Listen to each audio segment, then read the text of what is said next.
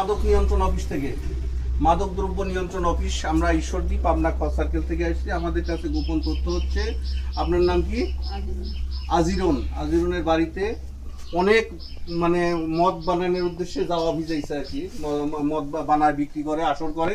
এই খবরে আমরা আসছি। আসার পরে তার বাড়িতে যে দেখছেন কতগুলো ড্রাম দেখছেন, 1 2 3 4 5 6 7 এইগুলা ড্রাম। এই সব ড্রামে কি আছে দেখেন, এটাতে একটু দেখেন, এটা কি? এগুলা সব হচ্ছে মদ বানানোর যাওয়া উপকরণ। এগুলো আপনার ঘরে পাইছি, পাইছি। এই এই যে এগুলো আপনার দেখছেন, ভাই দেখছেন, স্বাক্ষর করছেন, আপনি স্বাক্ষর করছেন। আপনার বাড়িতে এই এই সরঞ্জাম ছাড়া আমাদের লোকজন কোনো টাকা পয়সা লিছে? আপনাকে মারধর করছে? কোনো অসম্মানী করছে?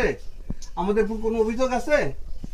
যেহেতু তার বাড়িতে আমরা এই যে বিপুল পরিমাণ মদ বানানোর সরঞ্জাম পাইছি, উপকরণ পাইছি, আমরা এই মহিলাকে অ্যারেস্ট করতেছি। আমরা তার বিরুদ্ধে আইন অনুযায়ী ব্যবস্থা সেরে নেব এবং এইগুলো আপনাদের সামনে আমরা ধ্বংস করবো। আর ওই যে দুটো নমুনা লিচি দেখান, ওইটা হলো কোর্টে যাবে।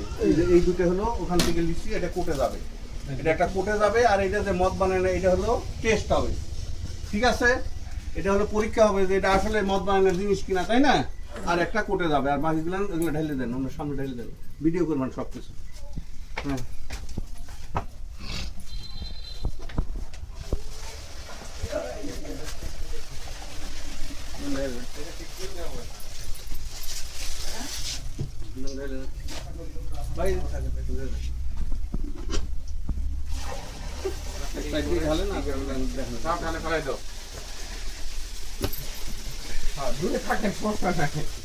আমাদের এগুলো করতে অভ্যস্ত আছে। আমার আর কিছু হয় না, শৈল কোন দিকে ভিডিও ভালো করে করো, এই সব লিও আমাদের সাথে। না, আমার বড় চেয়ারটা একবার লিও।